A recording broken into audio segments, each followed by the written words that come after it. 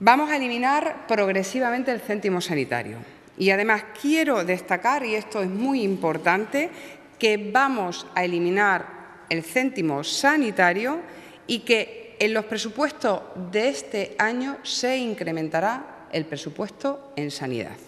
Es decir, los extremeños tienen que saber que esta reforma fiscal integral, ambiciosa y valiente es a la vez garantista de los servicios esenciales, porque en 2015 les aseguro que se mantiene el presupuesto de educación y se incrementará, como he dicho, el presupuesto de sanidad.